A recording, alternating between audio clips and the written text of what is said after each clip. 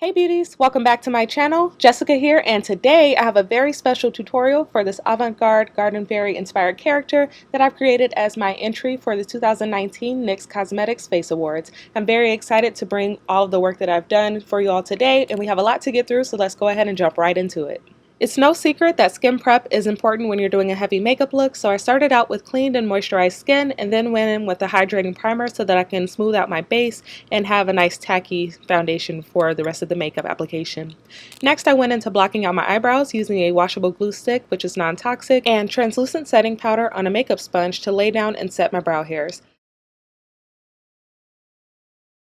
I followed that up with a concealer to cancel out the pigmentation of my brow hairs and then went back in with a thicker base so that I could fill in any creases on my eyelid and give a nice tacky foundation for the shadows to follow. Feel free to repeat these steps as often as you see fit in order to perfect that foundation. For my shadows on this eye, I knew I wanted to create a rounded shape with a lot of dimension similar to the center of a flower, so I started by using a tapered blending brush and concentrating a red brick eyeshadow color into the socket area of my eye, blending out those edges so that it can seamlessly go into the next color. I then went in with an orange to brighten the shades and use that as a transition color, and I continued to use a small tapered blending brush to concentrate that color. Then I went in with a larger buffing brush and a peach eyeshadow shade to blow out the edges and take that way into the brow, which we've already blanked out. To give some more depth to the crease and socket area of my eye, I went in with a deep purple shade and concentrated that until I felt like I had a nice level of dimension with the entire shape, and I continued to have that rounded shape that I was going for.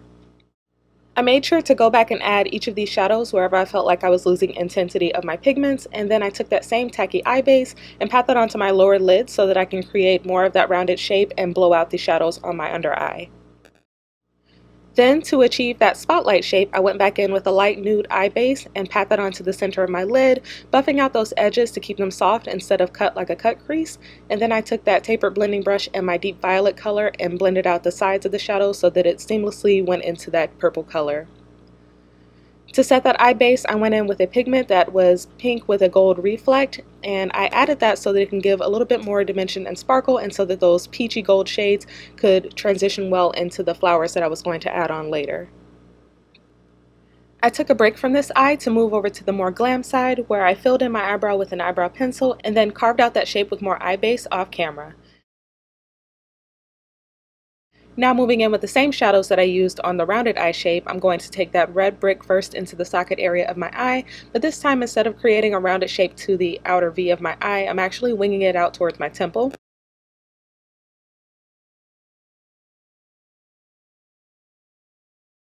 I then took the orange shade to, again, use that as a transition color and add more dimension to that shape, following that same winged out pattern, and then I moved in with that deep violet color to deepen my crease. Of course, I couldn't forget to take that peach shade on the fluffy blending brush, and then I used that to blend out the edges of all my shadows. And then once I felt like I got all of the colors intensified and the blend just right, I went in with an eye base to cut the crease using a brush that was flat and tapered on the ends so that I can go ahead and get the shape that I desired. When cutting your crease, it's very important to remember to take your time. It's also very helpful to stamp on the concealer or eye base that you're using instead of trying to swipe the shape out, because it helps you correct any small mistakes in the curve or the shape of your cut, and it also helps you visualize where it's going before you commit fully to putting that concealer over all of that beautiful eyeshadow that you just blended out. Once I got the shape how I wanted, I went ahead and set that again with that pinky gold pigment that I used on the spotlight eye shape on my left side. And once I had all of that set, I used an eye base / concealer to carve out or sharpen the edge of my wing, and also set the under eye with the base so that I can apply those blending shades just like I did on the other side. And now it's time to move into complexion. So just like any other glam makeup look that I would do, I took a medium to full coverage foundation and buffed that across my face with a makeup brush. And then I went in with a subtly light highlighting concealer, just 1 or 2 shades lighter than my foundation, to go ahead and highlight the under eye and the bridge of my nose, as well as the upper lip and my chin, just so I can give a little bit more dimension back to my face instead of having it be all one shade.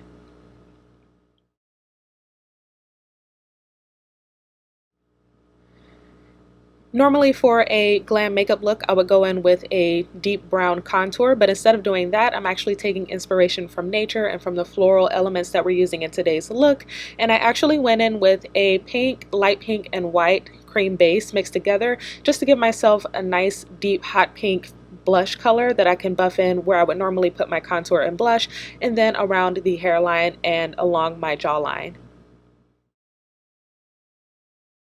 While adding those cream bases to the perimeter of my face, I made sure to use a dense tapered blending brush so that I can maintain control of that color and be in control of the shape that I'm creating when buffing that out. I used the stippling motion to concentrate the color just under my cheekbones, and then used what was left on the brush to move up and through my hairline, and then I added more along the jawline. But of course I wanted to give more dimension to the cheekbones, so I added a white base as a highlight to give more of a pop and draw the eye back to the tops of the cheekbones, just like a shimmery highlight would.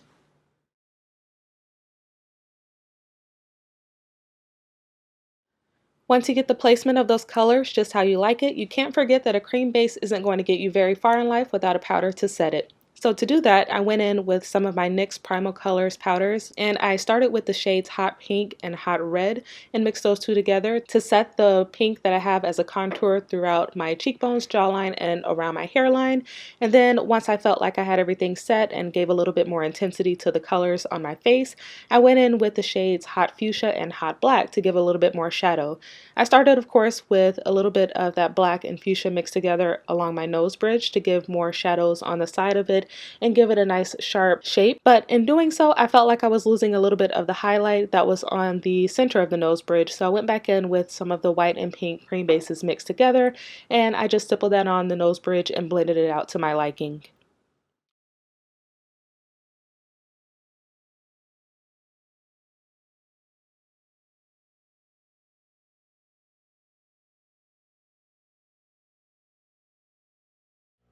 And once I got my complexion just how I liked it, it was time to move into detailing and special effects. I started out with some flat back pearls that you can purchase from any craft store, and I decided to apply these over the blocked out eyebrow that we did at the beginning of the video using some latex free eyelash adhesive. I started placing the pearls one by one, making sure to keep the sizes different so it looked more natural and not like a grid, and I also made sure to apply some pearls to the glam side of my face just so I can maintain flow and continuity with the look and it didn't look like I was split right down the middle. I changed into my gold fabric so I can start to visualize my character a bit more, and I added a few more pearls following the arch of what would have been my eyebrow. Next, I wanted to move into using my hand-painted petals that I use with water-based body paints, and I actually did this on plain white silk petals that you can buy from any craft store or a bridal section in your favorite dollar store. And I first started by adding my eyelash adhesive and gently placing the petal over so I can see how far apart I needed to space the glue. I went ahead and added all of the glue at once so it can start to dry and get a little bit tacky, and then one by one I started placing those petals down, leaving enough space for them to be right side by side. I only placed enough glue to hold down the tips of the petals because I wanted the edges to be free and have more of a three-dimensional look, and I just made sure I tapped that down until everything felt like it was in place and I knew the petals would be lightweight enough to stay in place. Before continuing with adding to the flower that I'm working with on that side, I went ahead and popped on an eyelash because I wanted to be able to get that set into place while I could still reach my eye and before I put too many objects around it to be able to comfortably attach that eyelash.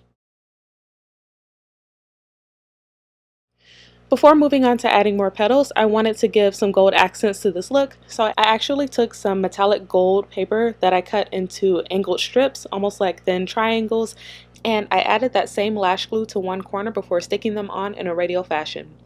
After this, I moved on to adding more of those hand-painted petals, staggering them between the first layer of petals that I had down to give more fullness to the flower, and then I topped it off with more of those gold strips and pearls until the flower looked complete and to my liking. After this, I wanted to go ahead and move on to my neck and chest to maintain continuity with the look, so the first thing I wanted to do was give more of that contour or shadow with the pinkish color that we used on the face. So I went in with my NYX Primal Colors in Hot Pink and buffed in the shadow around my collarbones, which, you know, your girl been eating good, so it's hard to tell I still have them, but I went ahead and added some of the shade through there. And next I took a white water activated body paint and painted on some petals just so I can continue with the look of the silk petals that I had there, but also make it blend in with the skin a bit more. So I started with adding petals right around those silk flowers, and then I started drawing some going toward the opposite direction so that I could give sort of a falling flower look across my face and down to the chest area.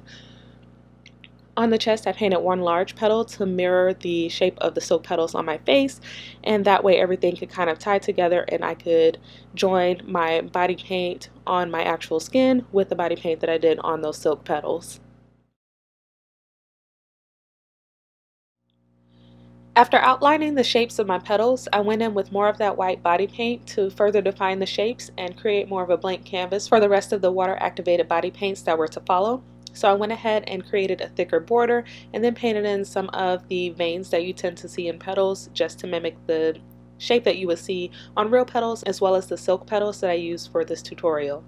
I also went in and added some freckle details because I feel like they add a bit of innocence, and because we're going for this fairy-like character, I really felt like they would complement the look. They also mimic the pearl detail that I have in the eyebrows, so I really thought they would be a nice touch. To add more color to those petals, I went in with some water activated body paints in different shades of yellows and pinks just to give some dimension, as well as remain consistent with the shades that I used when painting those silk petals. An important thing to remember when painting these petals is that they don't have to be perfect, and you certainly don't want them to all look uniform. You just want to lighten your pressure when using the brush strokes and just keep creating layers of those colors until you like what you see. You can also add minor details by adding that water activated body paint to your lower lashes to give some more dimension there with some highlights and kind of tie it all together. And you can use more of those yellows and pinks to add to the freckles so that everything isn't a stark white with that white body paint that we started out with.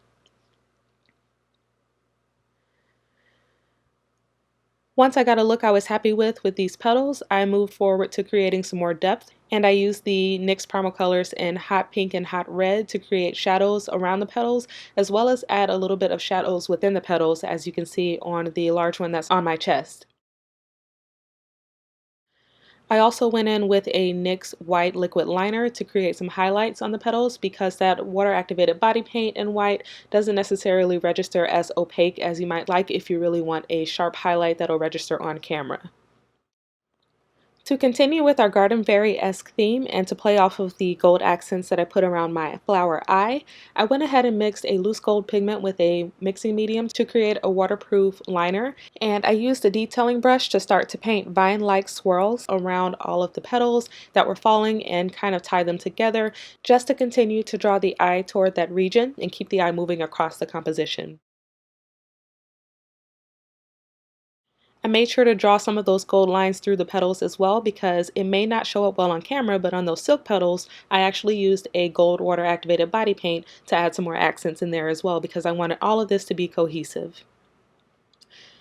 I also drew one more swirl right above my glam eyebrow so that I can make sure I tie in all of the elements throughout the look and so that nothing looks out of place. Lastly, I wanted to add one more silk petal just above the large body paint petal on my chest to marry the two together and make it look like one cohesive piece that belonged in one dimension.